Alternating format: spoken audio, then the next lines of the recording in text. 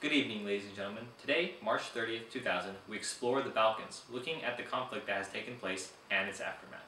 We have an interview about the ethnic cleansing that has occurred between the various races and religions. Later, we will hear the perspective of NATO Secretary General Solana during the Kosovo War. And for the first time, we bring you a debate offering the viewpoints of both the United States and the Bosnian government during the Yugoslavian conflict. Finally, we have a special report looking back at the origins of the conflict in the Balkans.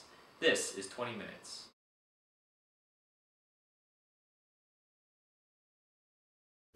Under Marshal Josip Broz Tito, Yugoslavia broke away from the Soviet Union in 1948 due to increased Soviet attempts to assert control over the country. The United States realized that the Yugoslavian coastline along the Adriatic Sea and its proximity to both NATO and Warsaw Pact nations made Yugoslavia an important ally, and thus supported the country rhetorically, economically, and militarily throughout the Cold War. After Tito's death in 1980, demagogue Slobodan Milosevic rose to prominence by taking advantage of growing unease among Serbs and rekindling Serb nationalism. His centralizing policies and revocation of the Kosovar Albanians' autonomous status were popular with the Serbs, but furthered Slovakian and Croatian secessionist movements and contributing to the further fracturing of the nation. At the same time, the end of the Cold War in the late 1980s meant that Yugoslavia was no longer an important part of U.S. foreign policy goals. U.S. involvement in Yugoslavia dwindled to passive rhetoric encouraging Yugoslav unity and democracy, and condemning Serbian activity in Kosovo. The war began when fighting broke out in Slovenia in the summer of 1991, when the Serb-led leadership in Belgrade sent Yugoslav National Army, or the JNA, to combat Slovenian efforts to control its own borders. After 6 weeks of combat, the JNA retreated and Belgrade conceded Slovenia. Croatia also declared independence in this time. However, fighting there was far more brutal, as civilians were deliberately targeted and international humanitarian law blatantly violated. In 1992, war broke out in Bosnia, where some of the worst fighting in the war occurred. During this time, the Bush administration refused to act due to absence of regional interests, instead claiming that it was a European problem, and calling for Europe and the UN to mediate the conflict. U.S. passivity in dealing with the issue led to outrage at home, which Clinton actually played upon to win the 1992 elections. Ironically, Clinton spent the first several months of his administration also avoiding the Yugoslavian problem. In this time, blatant human rights abuses, massacre of civilians, and Serbian shelling of UN safe areas only mounted.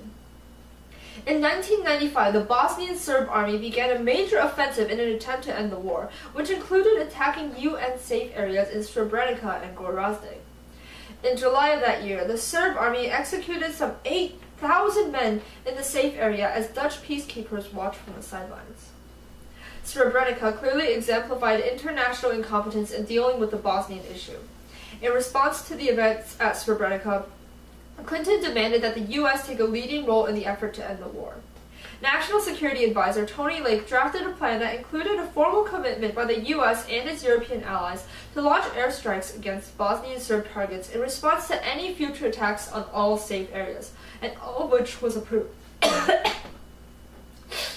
After a Serbian attack in Sarajevo, NATO, true to its word, began the most extensive air campaign in the history on the Bosnian Serbs. In October, the Muslim, Croat, and Serbs agreed to a countrywide ceasefire. In November, the factions met in Dayton, Ohio to see a formal end to the war. The parties agreed to end the war, demobilize their militaries, and share power in a unified Bosnian state.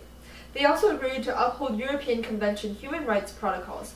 Though Bosnia was established as a single state, it was still separated into two entities, with Croats and Muslims controlling 51% of the country and Serbs controlling the other 49%. Although the Dayton Accords did aid in improving the human rights situation in Bosnia, many of the Dayton promises remain unfulfilled, and the country's political and economic institutions are still divided along ethnic lines.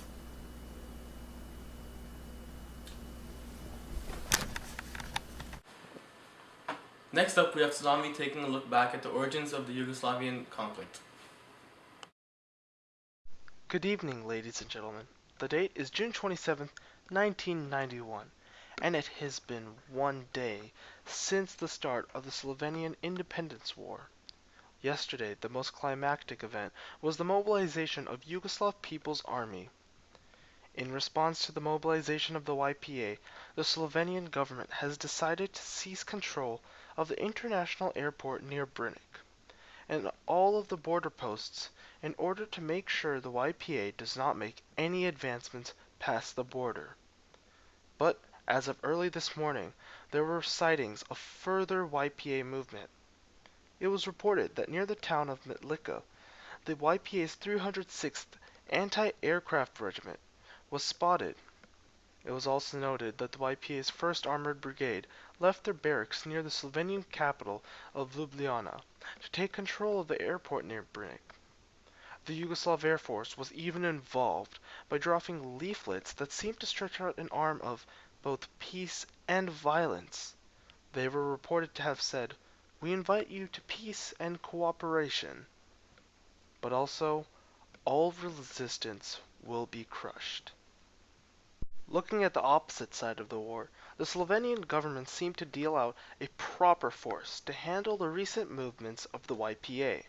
After an immediate conference of the Slovenian presidency, Slovenian President Milan Kučan ordered the military of the 5th District to first retake all border posts and the airport, and to also use armed resistance if necessary. The Slovenian government also received notice that the YPA may try to send helicopters in order to transport more troops. As a response to this, the government gave a strict warning that all helicopters would be shot down. Yet, the YPA simply ignored this warning, and as a result, the Slovenian Territorial Defense shot down 2 YPA helicopters. Unfortunately, it was later found out that one of the victims of the crash was a Slovenian pilot. The bloodshed only grew afterwards. The Slovenian TO was ordered to surround all YPA barracks and to once again re-secure the airport. A small scrimmage occurred in which 4 YPA soldiers and 1 Slovenian TO soldier were killed, but thankfully the small battle ended with the surrender of the rest of the YPA soldiers. But despite all of the fighting, it was reported that the YPA had succeeded in controlling the Italian border and much of the Austrian border. After an entire day of drama, folks, it can be seen that this conflict will probably not end any time in the coming future. Furthermore, it seems that this conflict is only a minute portion of something much larger. But to all of you folks sitting at home, you might be wondering how any of this could affect you. Well, why don't you people ask your parents or grandparents how communism began? Or ask them how the Second World War began? If you haven't gotten the hint by now, then I'll tell you.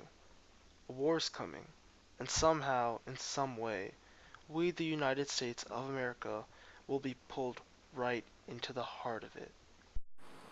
Now we have Venkat interviewing Mr. Agadi, an Albanian refugee. During the Yugoslav wars in Europe, many countries participate in several devastating activities, such as ethnic cleansing. Ethnic cleansing is the systematic forced removal of ethnic or religious groups from a territory with the intent of creating a territory inhabited by people of a homogeneous or pure ethnicity, religion, culture, and history. During all these European events in the Balkans, Clinton was able to keep Euro's involvement in the conflict to a minimum for approximately 2 years. Later on, Clinton was eventually moved by Serbian brutalities against Bosnian civilians.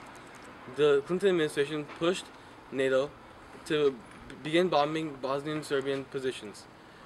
Eventually, that use of force, in tandem with diplomatic efforts led by Assistant Secretary of State for European Affairs Richard Holbrooke, brought the 3 belligerent parties, Croats, Serbs, and Bosnian Muslims, to the bargaining table. The meeting, which resulted in the Dayton Peace Accords, which ended up terminating the fighting. Nearly 3 years after the Dayton Peace Accords, Clinton moved with NATO to begin a massive bombing campaign against the Serbian government to end its ethnic cleansing of Albanians in the Kosovo region. Albanians were under Turkish rule for centuries, and as such, they adopted Islam but are more Balkan in character than Turkish. When World War I ended and the Turkish Empire was forced to disband, anyone identified as Muslim or Turkish was seen as a betrayer to the Balkan people. It reminded them of their former imperial agent, the Ottoman and the Austrian-Hungarian empires. So the Albanians, who were Muslim, were seen as second-class citizens in their own area because they were Muslim. When the Cold War ended, the different ethnic groups started to have tension. And then suddenly, the people in the Kosovo region wanted the ethnic Albanians out of their land. The Serbians, in this case, can be seen as equals to Hitler and Germany's Holocaust events, in the sense that they wanted an ethnically pure Balkan peninsula with Christians only. I am here in the Kosovo region with people who have been affected by the ethnic cleansing, and I have an Albanian refugee with me on site. Today he will be discussing with me his thoughts on the ethnic cleansing movement. First, I am going to be discussing with the escaped Albanian, Aryan Agani, about what happened to his family. Mr. Agani, thank you for being with us here today. What are your thoughts on the cleansing movement in the Balkans?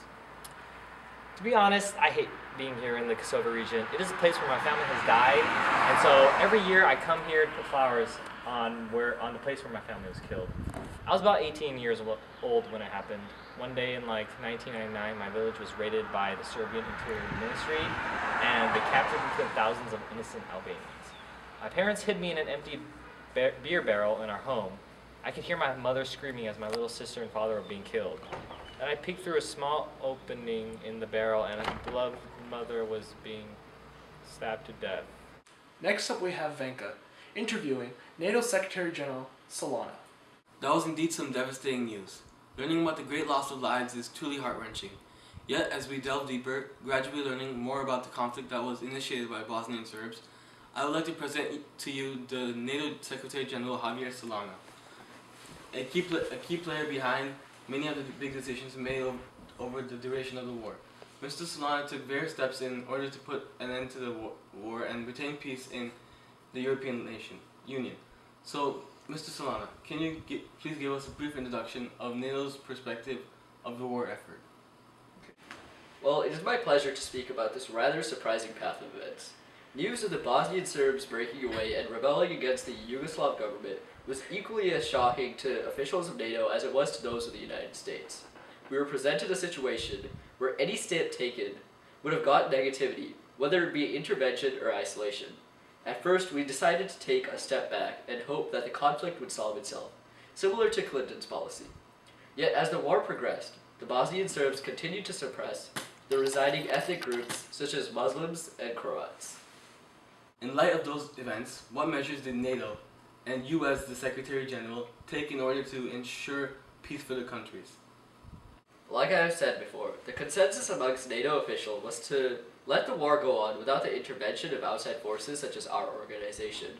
Yet, as time passed on, keeping peace in former Yugoslavia continued to be both difficult and very controversial. Other national groups received a lot of criticism for the lack of ability to capture the leaders of the major aggressors, the Bosnian Serbs. Moreover, this group completely demolished the efforts of the Kosovo Liberation Army in a massacre in 1999, where 45 Albanians were killed. It was from that moment that NATO had come to an agreement that military action was indeed necessary to bring back the status quo in the warring regions.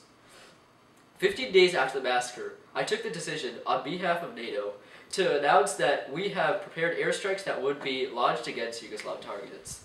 After making that decision, how did others respond to NATO taking an aggressive stance on this event, especially those who opposed any intervention at all in this region? In the middle of 1999, NATO launched air attacks on military and civilian targets in Yugoslavia. Because this attack was ordered to establish, I was able to justify the actions that the Council had decided to take. We also felt that it was our responsibility to prevent any new recurrences of ethnic cleansing and genocide that had occurred previously in the Bosnian War. Both NATO and I were greatly criticized for taking aggressive measures to establish peace in the warring region, but once again, we felt it was necessary in order to re-establish normalcy in those regions. Luckily, after a few months, the Serbian forces decided to withdraw, and as a result, NATO decided to pull back as well from continuing any future attacks. US was greatly effective in helping in the war effort, which ultimately gave this an informal end to the Kosovo War. Thank you, Mr. Solana, for providing us with extensive information about the Kosovo War, especially from the perspective of NATO. Thank you for joining me, Secretary Solano.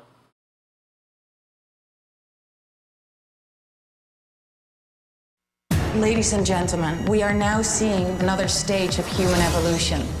This summer, the future is here. There is a war coming. You sure you're on the right side?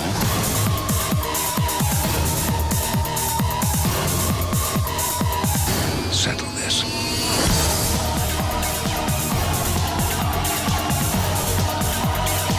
Welcome to the future. X-Men. Next up, we join with Ajay in the debate room with Secretary of State Christopher Warren and Bosnian Foreign Minister Mohamed Sasirbe. For a time after the breakup of Yugoslavia, American and European forces did little to intervene and stop the violent conflict. By 1994, however, the Clinton administration was able to convince its allies to take military action and was, along with a Serbian, Muslim, and Croat counteroffensive, able to force a settlement with the Bosnian Serb aggressors. I'm joined here now with Secretary of State Warren Christopher and Bosnian Foreign Minister Mohamed Sasirbe. Thank you for being here. Now, Christopher, how did the U.S. policy of non-intervention transform into active involvement?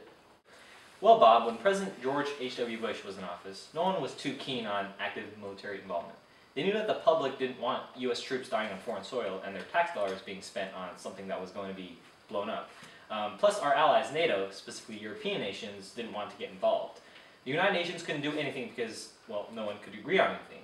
But things changed when Clinton got into office. He wanted the U.S. to somehow resolve the issue, and he supported this thing called lift and strike, where we would lift an embargo on foreign arms so that the Bosniaks would arm themselves and we would bomb Serbian supply lines. But the Europeans would have none of that, so instead he changed his policy toward reconciliation. And after the Serbs killed thousands of civilians, finally NATO reluctantly responded with airstrikes, which would lead to negotiation talks. Foreign Minister Sasirbe, how do you feel about this U.S. response? Do you think the U.S. could have done something different here? Yes. I believe that with earlier involvement, the Bosnian Serbs could have been quickly forced into a settlement and more casualties could have been averted. When the crisis first started, I tried to get the arms embargo lifted so that we could arm ourselves and deter any more aggression from the Serbs. All the United Nations did was declare safety zones that they didn't even protect. If action could have been taken earlier, all those lives could have been saved. Any thoughts, Secretary?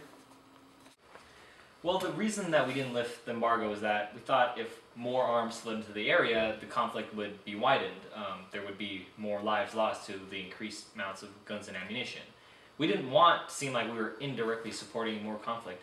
We wanted the fighting to stop, of course. If you wanted the fighting to stop, you should have put pressure on the aggressors. The Bosnian Serbs are the ones who instigated the violence, and they are the ones who killed massive amounts of people. They are the ones who need to be checked. And that's what we did. NATO launched airstrikes against the Serbs and pressured them into negotiations, which were held in Ohio. I personally led the peace settlement and the creation of the Dayton Accords. The United States did everything it could to resolve the conflict peacefully. So it seems like you're saying that the U.S. was very late in helping. Do you feel as though the United States was successful in its role to moderate a peace settlement? I appreciate the United States' involvement in spurring a peace settlement.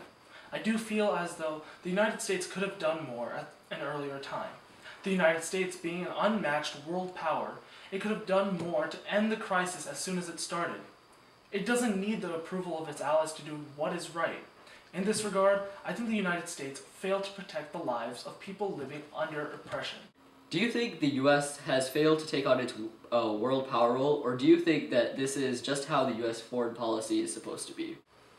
I believe that the United States has done, is doing, and will do what it believes to be right for the world. We want to protect the lives of victims under threat of an aggressor, but it still requires cooperation within the international community. The United States does not want to come off as a dominant puppet master controlling nations and countries like puppets. It wants to foster relationships that will preserve the peace and reconcile those involved in times of conflict. And that will be the ultimate goal of United States foreign policy. All right, thank you for your thoughts. Secretary Christopher, Minister Sasirbe, thank you for joining me.